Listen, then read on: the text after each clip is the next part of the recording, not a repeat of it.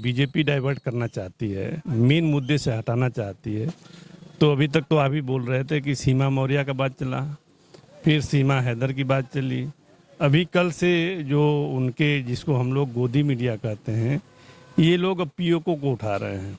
मैं देख रहा हूँ कल से खास करके कि पीओके की बात होने लगी। अब तक पीओके की बात नहीं हो रही थी, लेकिन मुद्दे से किस तरह भटकाया जाए, इसमें शायद बीजेपी ने पीएचडी की डिग्री हासिल कर रखी है। चंद पटेल, विधायक सगड़ी आजमगढ़। आपका तो बहुत ही सेंसिटिव क्षेत्र है, वहाँ पे तो एक से एक दबंग लोग रहते हैं। मैंने पूछा था, रमाकांत जी से एक सवाल किया था, मैंने कहा था आपको बाहुबली क्यों कहा जाता है, मेरे चैनल पे चल रहा, तो उन्होंने कहा जितनी जनता खड़ी है ये सारी मेरी बहन, इसलिए मुझे बाहुबली कहा जाता है। लेकिन उसे जेल भेज दिया बीजेपी ने, क्यों? देखकर बीजेपी घबरा गई कि इतनी जनता इनके साथ है, कहीं हो सकता है 24 में हमारा यहाँ से सफाया न हो जाए। अच्छा, इस रमाकांत जी जेल में रहने के बाद क्या आजमगढ़ पे क्या फर्क पड़ा है? देखिए, जो उनके समर्थक हैं यानी जनता उनकी समर्थक है और जनता रोडों पे है, तो बहुत फर्क नहीं पड़ेगा। और तो जहाँ हमको लगता है कि और सहानुभूति मिलने की उम्मीद है। अच्छा, एक आपके यहाँ से बहुत बड़ी खबर बार बार निकल के आ रही है, आजमगढ़ इसमें सुर्खियों में है काफी, वो आलोक मौर्य को लेके। आलोक मौर्य सीमा, बनारस की सीमा मौर्य हैं। आलोक मौर्य आपके जनपद के हैं, गांव तो मैं नहीं जानता हूँ, लेकिन कहीं ना कहीं आपका होगा। क्या मैटर है, क्यों बीजेपी उड़ा रही है, या कि ये चैनल उठा रहे हैं, क्यों? क्योंकि आप ससुराल पक्ष के हैं और सीमा मौर्य वहाँ बनारस की है, तो ससुराल पक्ष से मेरा सवाल बनता है कि क्यों ऐसा उड़ाया जा रहा है? नहीं, देखिए, किसी भी चीज़ को अगर बीजेपी डाइवर्ट करना चाहती है, मेन मुद्दे से हटाना चाहती है, तो अभी तक तो आप ही बोल रहे थे कि सीमा मौर्य का बात चला, फिर सीमा हैदर की बात चली, अभी कल से जो उनके जिसको हम लोग गोदी मीडिया कहते हैं, ये लोग अब पीओके को उठा रहे हैं। जो मेन मुद्दा में जो वहाँ का है मणिपुर का, उस मुद्दे पे कहीं जनता देश की आक्रोशित न हो जाए, ऐसे मुद्दों, सेंसिटिव मुद्दों से डाइवर्ट करने में महारत हासिल है बीजेपी को। और आजकल ये दोनों मुद्दे तो चल ही रहे थे, कल परसों से मैं देख रहा हूँ कल से खास करके कि पीओके की बात होने लगी। अब तक पीओके की बात नहीं हो रही थी, लेकिन मुद्दे से किस तरह भटकाया जाए, इसमें शायद बीजेपी ने पीएचडी की डिग्री हासिल कर रखी है। अच्छा, आप बता रहे हैं कि रमाकांत जी के जेल जाने के बाद कोई असर नहीं पड़ा आपके आजमगढ़ पे, जबकि मैं देख रहा हूँ कि मैं जब गया था तो बड़ा उत्साह देखा था मैंने कभी 2022 में आजमगढ़ में, और रमाकांत जी के जाने के बाद आपने निरहुआ को वहाँ से सांसद बना दिया। ऐसा क्यों, किस कारण से? उपचुनाव में क्या होता है ना, उपचुनाव में सरकार का चुनाव होता है, और सरकारी तंत्र आप देखे होंगे कि पहला काम तो वो किया कि वोटर लिस्ट में नाम काट करके, और उसी चुनाव में आपने देखा होगा कि वोटर लिस्ट से नाम तो कटा, लेकिन जो वोटर लिस्ट बीएलओ द्वारा दी गई थी, यानी बीएलओ द्वारा जिस पर्ची को लेकर के मतदान करने जाता है मतदाता, मतदान करने पर्ची लेके अंदर गया, पता चला जो पीठासीन अधिकारी के पास जो सीट है उसमें उसका नाम ही नहीं है।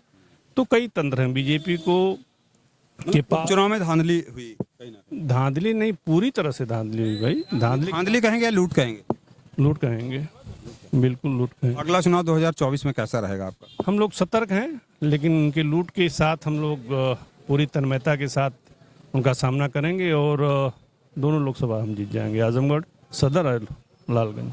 अच्छा, राजभर जी के बारे में, आपका पड़ोसी बिल्कुल लगा हुआ आपसे, चूंकि मैं तो गया हूँ ना, जहुराबाद भी वहीं ज़्यादा दूर नहीं है, आजमगढ़ से बिल्कुल लगा हुआ है, तो राजभर जी के बारे में क्या कहेंगे? बार बार पलटी मार रहे हैं, मैं देख रहा हूँ। तो पलटी मार, देखिए, जो पलटी कलाइयाँ खेलता है पलटी मारता ही है। तो दो नेता इस बार पलटी मारे, अभी देखे होंगे, दारा सिंह चौहान जी मारे हैं और राजभर जी मारे हैं।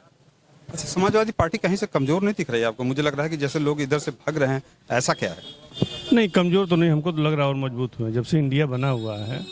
अगर इंडिया के बनने के बाद भाजपा बैकफुट पे है, बैकफुट पे ना होती तो माननीय प्रधानमंत्री जी का या गृह मंत्री जी का ऐसे बयानात आ रहे हैं जिसको देख करके लगता है कि बैकफुट पे है। धन्यवाद सर। दोस्तों, फिलहाल तो आप देख रहे हैं बड़ा जोश है, मैं जहां भी जाता हूं लगातार। जी जी जी जी। अभी जो आपने बात करी इंडिया की, अभी बात कर रहे थे ना कि ये अंग्रेजों द्वारा दिया हुआ शब्द है, तो हम आपके माध्यम से राष्ट्रीय नेतृत्व से पूछना चाहेंगे कि मेक इन इंडिया किस अंग्रेज ने शब्द दिया। भाई अभी उसमें विस्टा की बात हो रही थी, कोई हिंदी नाम नहीं मिला, तो मेक इन इंडिया भी तो किसी अंग्रेज ने तो दिया नहीं, शीर्ष नेतृत्व ने दिया ना, stand up India, startup India, तो कहाँ से अंग्रेज दो? अगर वो अंग्रेज इन पे मैं देख रहा हूँ कि चैनलों पे और नेताओं के बीच में तो चर्चा चल रही है पीडीए की। आपका एक पीडीए आपके राष्ट्रीय अध्यक्ष अखिलेश जी ने जो कहा था, लेकिन जमीन पे पीडीए की कोई चर्चा में नहीं कर, इसको जमीन पे क्यों नहीं लेके जा रहे? अब देखिए जमीन पे आपके हिसाब से नहीं चल रही है, लेकिन समाजवादी प्लस पीडीए, सिर्फ पीडीए नहीं, समाजवादी चिंतन के जो लोग हैं, समाजवादी पार्टी प्लस पीडीए मिलकर के चर्चाएं चल रही हैं। आपको नहीं लग रहा है, लेकिन ग्राउंड रियलिटी ये है हम लोग जीरो ग्राउंड पे रहते हैं हमेशा, इसलिए रहते हैं। ऐसा नहीं है कि हम लोग नहीं रहते, हम लोग भी रहते हैं, लेकिन आज के समय में दलित का मूवमेंट देखिएगा 24 में कितना होगा। दलित अल्पसंख्यक तो ही है, ओबीसी का जो तबका खास करके भाजपा की तरफ था, बहुत हद तक इस पीडीए के साथ जुड़ करके इंडिया को मजबूत करेगा। ठीक है सर, बहुत बहुत धन्यवाद। फिलहाल समाजवादी पार्टी में मुझे बड़ा उत्साह दिख रहा है इस बार। मुझे लग रहा है कि 2024 में कोई ना कोई गुल खिलाने के मूड में है, वो तो समय बताएगा। फिलहाल बने रहिए। भारत दैनिक दर्शन देखने के लिए आपको बहुत बहुत धन्यवाद। भारत दैनिक दर्शन की प्रस्तुति आपको कैसी लग रही है? अगर अच्छी लग रही हो तो कमेंट जरूर दें। अगर फेसबुक पेज पर देख रहे हैं तो फेसबुक पेज को फॉलो करें, लाइक करें, कमेंट करें, शेयर करें। अगर यूट्यूब पे देख रहे हैं तो इसको भी लाइक करें, शेयर करें।